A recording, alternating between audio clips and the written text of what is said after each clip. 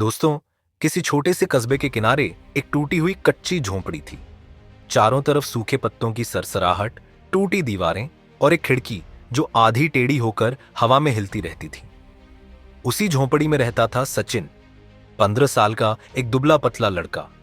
चेहरा जैसे हमेशा थकावट से भरा और आंखें जैसे किसी अंधेरी सुरंग में रोशनी ढूंढ रही हो। सचिन की मां को गुजरे हुए 2 साल बीत चुके थे। पिता बीमार रहते थे, दिन भर खांसी में बीत जाता और दवा के भी पैसे नहीं होते। घर की हालत ऐसी थी कि बरसात में अंदर ज्यादा पानी आता, बाहर कम। सचिन के ऊपर पूरे घर का बोझ था। गांव वाले उसे देखकर कहते, अरे ये वही सचिन है ना, जिसके घर में खाने को भी नहीं होता। अरे पढ़ाई छोड़ दी, अब मजदूरी करेगा क्या। लेकिन सचिन सिर्फ मुस्कुरा कर रह जाता, ना जवाब देता ना शिकायत करता। एक बात उसने खुद से कह रखी थी, मेरी किस्मत भले ही कच्ची मिट्टी की हो, लेकिन मैं उसे अपने हाथों से मजबूत ईंट बना दूंगा। हर सुबह सचिन सूरज से पहले उठ जाता। खेतों में जाकर निंदाई, कटाई, लकड़ी काटना, कुएं से पानी भरना, जो भी काम मिलता कर लेता। उसके पास ना जूते थे ना सही कपड़े, लेकिन उसके अंदर एक आग थी, भूख की आग और बनने की आग। कई बार बच्चे उसे चिढ़ाते, ओए सचिन चल क्रिकेट खेलते हैं, और फिर हंसकर कहते, अरे नहीं, तू तो मजदूर है, तेरे बस का नहीं। सचिन की आंखें भर जाती, लेकिन वो हर बार अपना सिर नीचे कर लेता, क्योंकि उसके पेट की भूख लोगों की बातों से बड़ी थी। एक शाम कस्बे में तेज आंधी शुरू हो गई। हवा इतनी गर्म कि पेड़ झुक झुक कर कराह रहे थे। लोग अपने घरों में सौ छिप गए।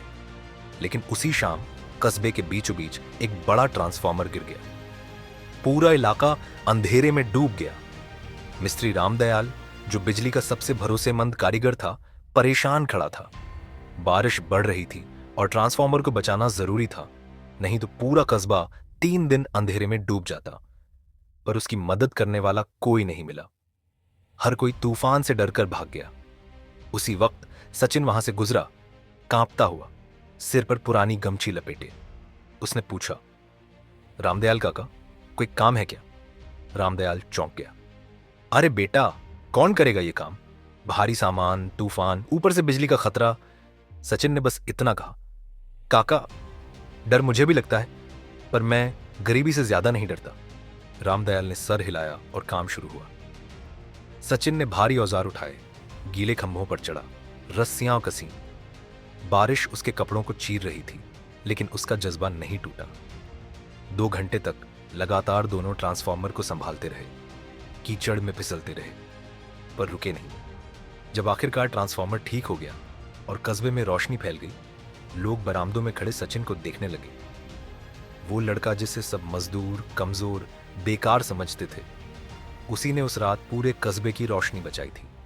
रामदयाल ने उसकी पीठ टपटपाई। सचिन, तू सिर्फ मेहनती नहीं, तू तो लायक लड़का है। आज से तू मेरा चेला नहीं, मेरा सहायक है। मैं तुझे बिजली का काम सिखाऊंगा, पढ़ाई भी करवाऊंगा। अब तू मजदूरी नहीं करेगा, काम सीखेगा, कमाएगा और आगे बढ़ेगा। सचिन की आंखें भर आईं। उसे याद आया, यही तो सपना था। कुछ महीनों में सचिन ने बिजली का काम सीख लिया। अब वह घरों में पंखा, बल्ब, स्विच सब ठीक कर लेता था। लोग उसे बुलाते, सचिन मिस्त्री, सचिन भैया। और सचिन का घर, जो कभी टूटी झोंपड़ी था, अब पक्की दीवारों वाला छोटा सा घर बन रहा था। एक दिन एक छोटा लड़का उसके पास आया। सचिन भैया, मैं भी आपकी तरफ बनना चाहता हूं, सिखाओगे? सचिन मुस्कुराया। जिस तरह किसी ने उसके टूटे सपनों को सहारा दिया था, अब वह किसी और को सहारा देने वाला था। उसने लड़के से कहा, भाई, खेलकूद का नशा मत करो, नशा करो मेहनत का, क्योंकि खेल हंसाता है, पर मेहनत जिंदगी बदल देती है। धीरे धीरे कस्बे में कई लड़के सचिन से सीखने आने लगे, और सचिन, जो कभी भूख से लड़ता था, अब उम्मीद बांटने लगा। रामदयाल अक्सर कहता, सचिन जैसे लड़के सोना नहीं, सारा कस्बा रोशन कर देने वाली चिंगारी होते हैं। दोस्तों, गरीबी, भूख, ताने, रात का अंधेरा सब सचिन के रास्ते में आए, लेकिन उसने हार नहीं मानी, क्योंकि रोटी दया से नहीं मिलती, मेहनत से मिलती है। और जिसने मेहनत का नशा कर लिया, उसकी जिंदगी अंधेरे से निकलकर रोशनी में आ ही जाती है।